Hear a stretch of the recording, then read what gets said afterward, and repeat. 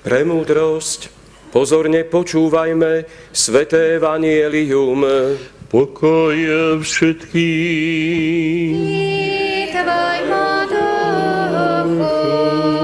Čítanie zo svätého evanjelia podľa Lukáša.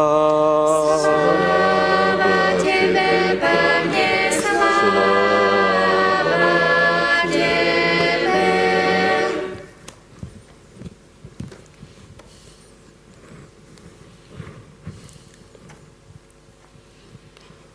Vnímajme.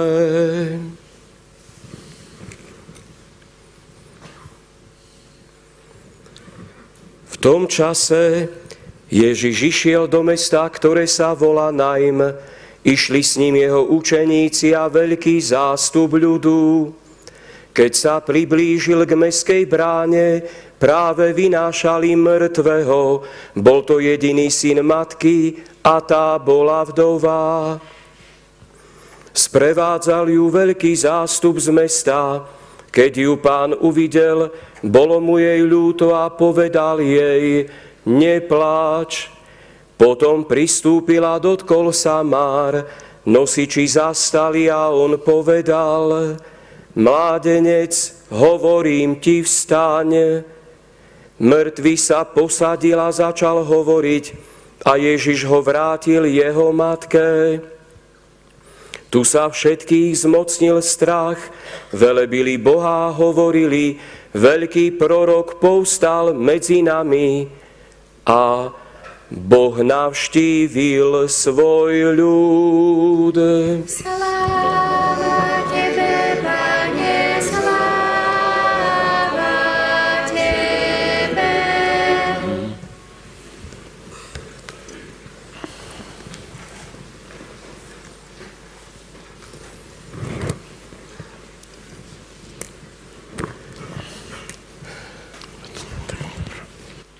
Drahý otec arcibiskup Ján, milí spolubratia kňazi, drahí pútnici, bratia a sestry, hovorím to naozaj úprimne, je mi ľúto, že ste tam v zime, ste tu v zime teda, ale že my sme trošku schovaní a na vás trošku mrholí.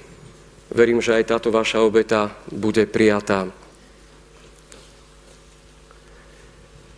Možno si niektorí z vás spomeniete na jeden veľmi úspešný, známy a hodnotný sovietský film Moskva slzám neverí. Jeho premiéra bola v 1979. Veľakrát ho dávali aj u nás, postupne aj nedávno, kedy si šiel. A potom o 2 roky na to, v 81. získal Oscara tento film za najlepší cudzojazyčný, zahraničný film. V tom filme vystupujú také 3 hlavné postavy, 3 kamarátky, Katarína, Ľudmila a Toňa. A predovšetkým ide o tú Katarínu, ale mne teraz nejde vôbec o obsah tohto filmu. Ale mňa zaujal ten názov Moskva slzám neverí. A počúvajúc dnešné evanjelium, sa mne chce priam zakričať: ja slzám verím. A verím, že aj vy spolu so mnou, my slzám veríme. Prečo? Lebo dokonca Ježiš Kristus verí slzám. Áno, sú aj falošné slzy, sú aj falošné.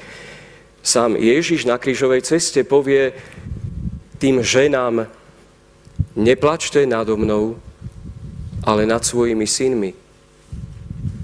Ale v dnešnom evanjeliu vidí, že plač tejto vdovy, ktorá vyprevádza svojho jediného syna na cintorín, nie je falošný. A preto čo jej povie? Evanjelista píše: keď ju Pán uvidel, bolo mu jej ľúto a povedal jej: neplač. V novom slovenskom preklade Lukášovho evanjelia je to ešte trošku výstižnejšie preložené, keď je napísané: už neplač. V zmysle neplač viac. V zmysle prestaň plakať. Prečo? Lebo akcia je skončená. Pohreb sa skončil. Smrť je v tejto chvíli premožená. Neplač. Nepripomína vám situácia z tohto evanjelia to iné Božie slovo, ktoré čítame v zjavení apoštola Jána, kde je napísané o Ježišovi Kristovi: hľa, on zotrie slzu každú slzu z očí a nebude už smrti, ani žiaľu, ani námahy, ani bolesti viac nebude, lebo prvé sa pominulo. Alebo toto dnešné evanjelium je tiež takým obrazom a naplnením toho slova z proroka Izaiáša, kde je napísané, že Boh zotrie slzu, zruší smrť a Pán Jahve zotrie slzu z každej tváre. Toto sa tu realizuje v tomto dnešnom evanjeliu. A keď sa, bratia a sestry, chceme my pozrieť z uhla svojho pohľadu, zo svojho života, každý z nás na dnešné evanjelium, je veľmi dobré vedieť to, čo učili a stále učia rabíni. Oni hovoria, že každé Božie slovo má 70 tvári. Vieme, že tá číslica 70, 7, sedmička, to je číslo plnosti. Že má plnosť tvári. A že iba na človeku, tom, ktorom človeku záleží, ktorú tvár v tom Božom slove vidí, vychádzajúc zo svojho života. Teda pre nás to platí na evanjelium takisto, že evanjelium má toľko tvári, toľko významov, koľko je ľudských príbehov, koľko je ľudských životov. Každý z nás číta zo svojho uhla pohľadu, zo svojej životnej situácie evanjelium. A pritom pravdivo, pretože v duchu cirkvi a s cirkvou. A preto mi dovolte, aby som bol teraz trošku osobný, aj keď, verte mi, nechcem vás zaťažovať mojimi osobnými vecami. Ale to je moja skúsenosť s týmto Božím slovom. Mne v týchto dňoch zomrela moja mladšia jediná sestra, jediný súrodenec. Veľmi náhle sa jej zhoršil stav. A teraz len si tak uvedomte, ako ja sa pozerám na toto evanjelium. Ja skutočne vidím v mojom živote, v živote našej rodiny, Ježiša Krista, ktorý prichádza a hovorí: ja som vzkriesenie a život. Kto verí vo mňa, aj keď umrie, bude žiť. Veríš tomu? Ľubo, veríš tomu? Akou nádejou ma naplňa toto slovo po tieto dni, aj dnes konkrétne.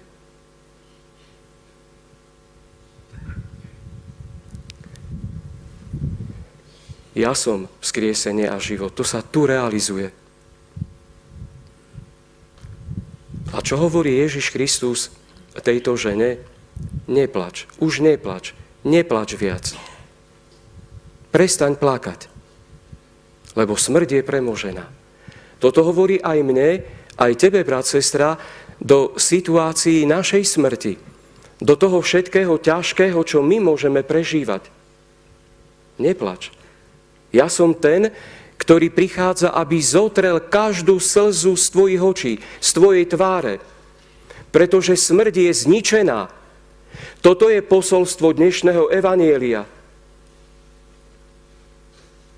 A pozrite sa, ten plač, viete, ten úprimný plač, to nemusí byť iba plač zúfalstva, ale aj plač takej ľudskosti, človečenstva. My vidíme plakať aj Pannu Máriu.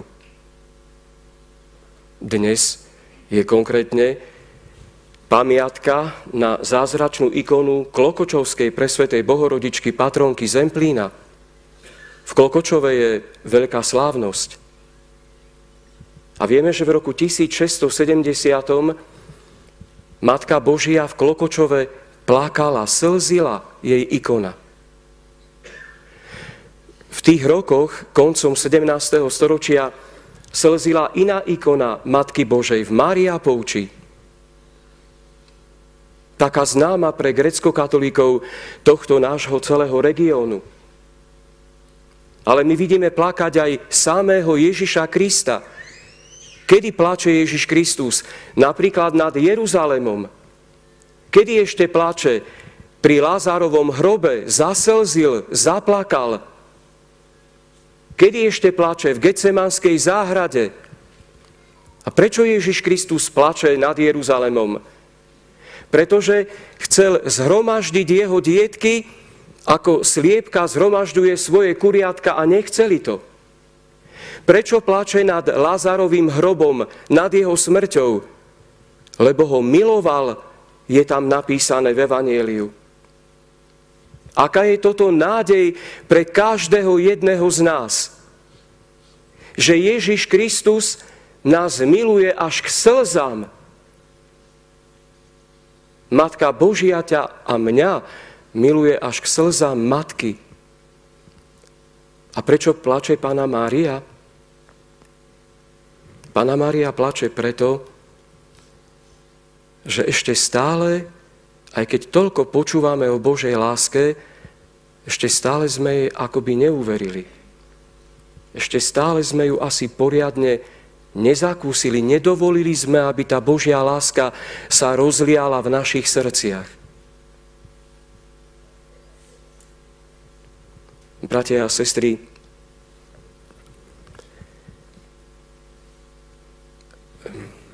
keď sa pozeráme ešte hĺbšie do dnešného evanjelia, musíme prísť k poznaniu, že ten naímský mládenec, to som ja. Ale to si aj ty, brat, sestra. To sme my. A Ježiš Kristus tebe a mne hovorí aj na tejto Litmanovskej hore, tu na tejto púti, vstaň. Vstaň k novému životu. Ako? Verím, že mnohí z vás ste prijali sviatosť zmierenia a pokánia. Verím, že mnohí z vás, možno všetci, pristúpite k Eucharistii. Ale všetci, ako sme tu, počúvame Božie slovo, ktoré uzdravuje. A skrze tieto dary cirkvi, spásonosné poklady, ktoré cirkev opatruje a chráni a ponúka človeku, Ježiš hovorí tebe a mne, mládenec, dievčina, syn, dcéra, priateľu, vstaň. Vstaň k novému životu. A čo sa potom ďalej deje? Viete, ten obraz z dnešného evanjelia zaiste aj vám musí pripomenúť inú scénu z evanjelia. Tu z Golgoty. Keď Ježiš Kristus z kríža hovorí svojej matke, matka, hľa tvoj syn. Ján, ktorý stál pod krížom s Pannou Máriou. Matka, hľa tvoj syn. Nevidíte tú súvislosť, tú podobnosť týchto obrazov, tak ako teraz vrátil toho mládenca, keď ho vzkriesil jeho matke a ona mohla skutočne prestať plakať, tak toto robí Ježiš Kristus aj v súvislosti nás a našej spoločnej nebeskej matky Panny Márie. Hovorí Panne Márii, ktorá kde tu na putnických miestach plače, hovorí, neplač, matka, neplač. Hľa, tu ti ponúkam, tu ti naspäť dávam tvojho syna, tvoju dcéru, vzkriesených sviatosťami, vzkriesených Božím slovom, vzkriesených spoločenstvom cirkvi. Aká je toto milosť, aký je toto nesmierne veľký a nami nezaslúžený dar. Ani ten mladík z dnešného evanjelia, ktorý bol na Márach, Ani on si nejako nezaslúžil túto Božiu milosť. Ježiš prišiel a vzkriesil ho. Toto chce urobiť s každým z nás. Viete, v dnešnom evanjeliu ma oslovuje ešte jedna vec. Nielen to neplač, ale aj ten dotyk. Dotyk. Že Ježiš, keď sa stretáva jeho sprievod pána života so sprievodom smrti, Ježiš pristúpi k máram a dotkne sa ich. Ten dotyk ma veľmi oslovuje. A zaiste aj vás. Tie máry boli z dreva. Z čoho iného by vtedy boli. A to tak trošku evokuje, že aj nás Ježiš vzkriesil vtedy, keď sa dotkol dreva kríža. Keď vystúpil dobrovoľne pre našu spásu na drevo kríža. A odtiaľ z Golgoty, z kríža a zo slávneho skriesenia Kristovho, z jeho pásky čerpá moc každá jedna sviatosť. Iba vďaka páske Ježiša Krista, že on je živý medzi nami, je toto slovo, ktoré teraz počúvame, živé. To nie je slovo nejakého románu. Toto slovo teraz Boh hovorí pre teba a pre mňa a pre každého jedného z nás má toto slovo svoju tvár. Skúsme ho takto vnímať, že Boh ho hovorí teraz pre mňa, konkrétne pre teba a pre mňa.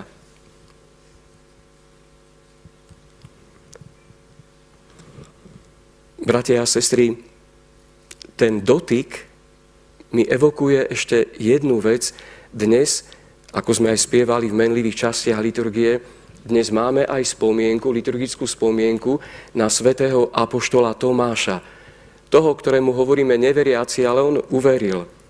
A takú neveru, akú mal on, máme často aj my.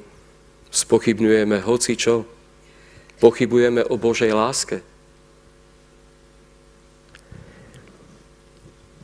Ale Tomáš, čo povedal? Že on sa musí dotknúť, on musí uvidieť. A Boh mu to dovolil. Ba dokonca Boh nám sám ide v ústrety a dotýka sa nás. Kedy sa nás dotýka? No vo sviatostiach. To nie je dotyk? To nie je dotyk Ježiša Krista, keď prijímame rozrešenie od kňaza? To nie je dotyk Ježiša Krista, keď je pokrstený človek?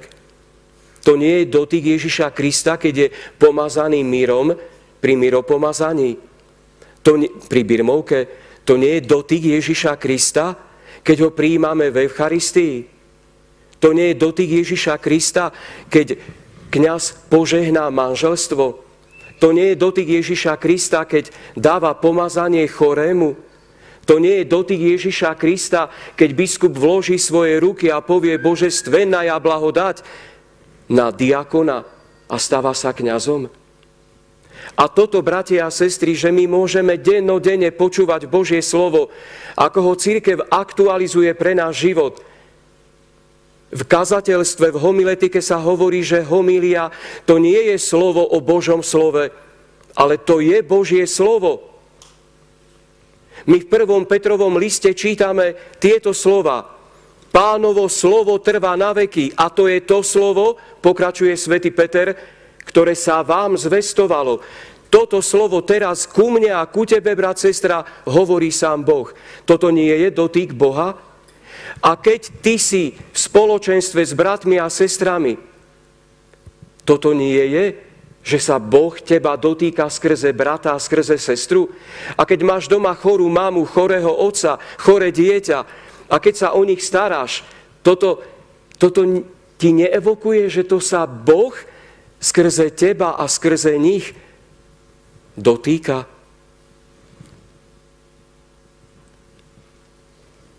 Boh navštívil svoj ľud, počúvame na konci dnešného evanjelia.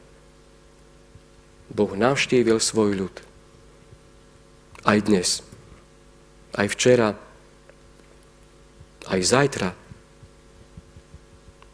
aj v tej situácii, aj v takej situácii. Len, či to vnímame.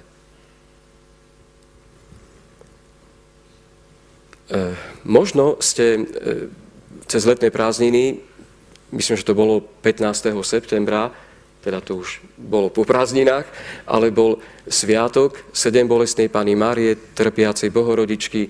A vtedy, myslím, v ten deň dávali v televízii iný veľmi pekný film, dokumentárny film Tajomstva Pátra Pia.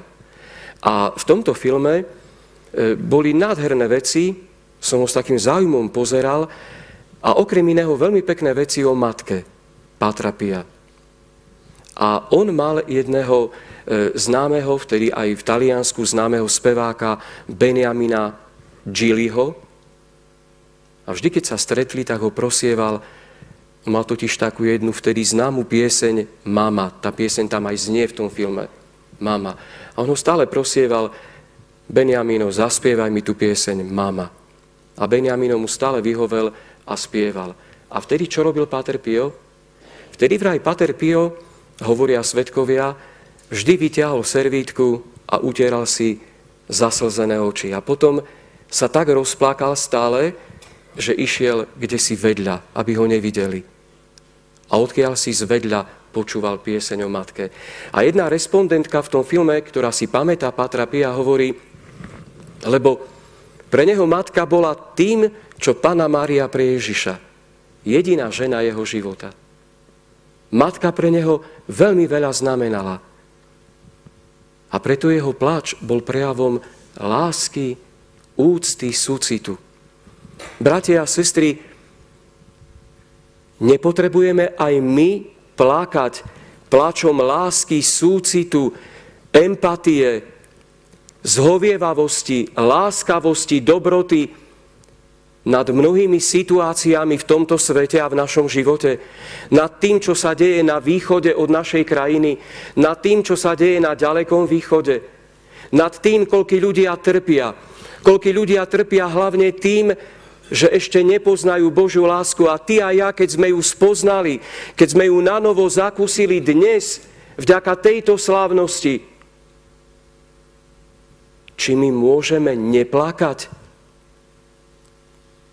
Ale je tu ktosi mocnejší ako náš plač. Ten, ktorý môže povedať do každej situácie, našej i tých druhých, neplač. Ja ti zotriem slzy z očí, z tvojej tváre, lebo ja som premohol smrť, tvoju smrť. Sláva Isusu Christu.